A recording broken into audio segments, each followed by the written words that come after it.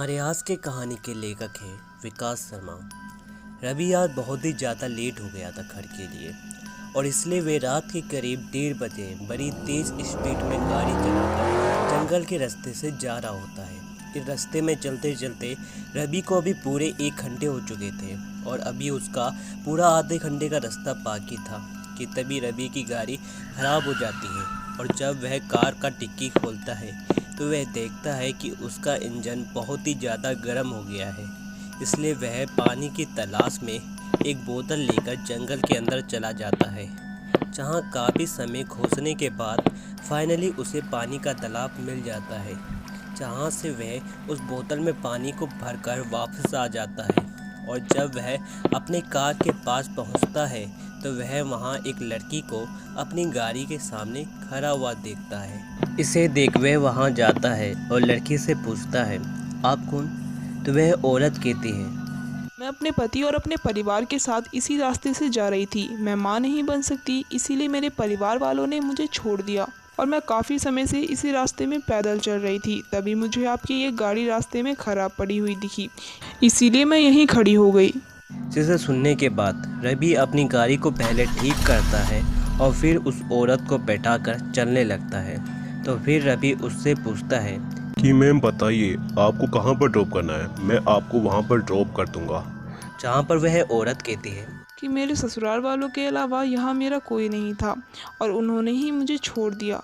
जिसके बाद वह रोने लगती है, जहाँ पर रवि उसे अपने साथ घर ले जाता है, जहाँ पर रवि अपने पिता से उसे मिलाता है जो कि एक पैरालाइज मरीज होते हैं और अपनी बेटी से मिलाता है जो कि उसकी मरी हुई बीवी की एक आखिरी निशानी थी। और जब जैसे ही प्रिया घर के अंदर कदम रखती है वैसे ही वहाँ की लाइट चली जाती है, पर कोई भी इस चीज़ पर उतना ध्यान नहीं देता है।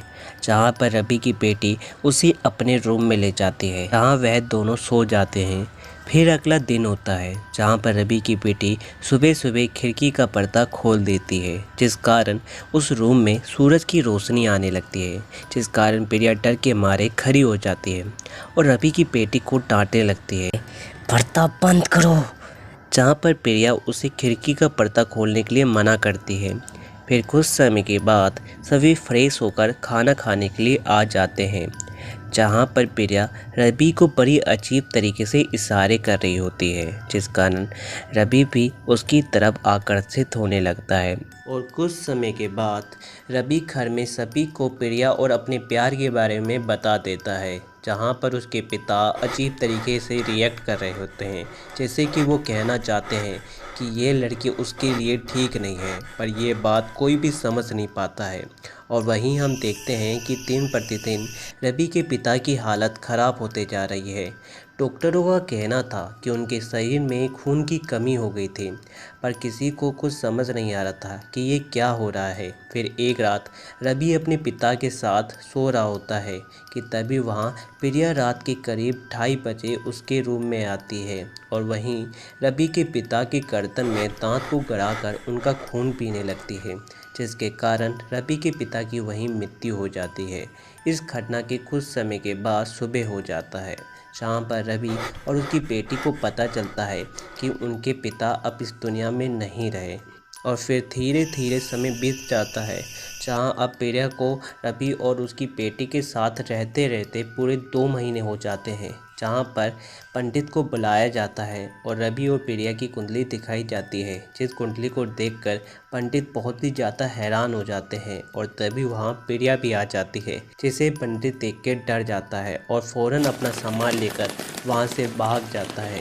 रवि और उसकी बेटी को वहाँ पर कुछ समझ नहीं आ रहा था कि ये क्या हो रहा है। फिर उसी रात रवि की बेटी प्रिया के साथ एक रूम में सो रही होती है कि तभी करीब रात के 1 बज रहे होते हैं, जहाँ पर वह देखती है प्रिया अकेले रात में घर से कहीं बाहर जा रही है। और जब रवि की बेटी उसका पीछा करती है तो वह जो देखती है उसे देखकर वो बहुत ही ज़्यादा डर जाती है और कहती है, मैं अपने पिता के साथ इसकी शादी कभी नहीं होने दूंगी।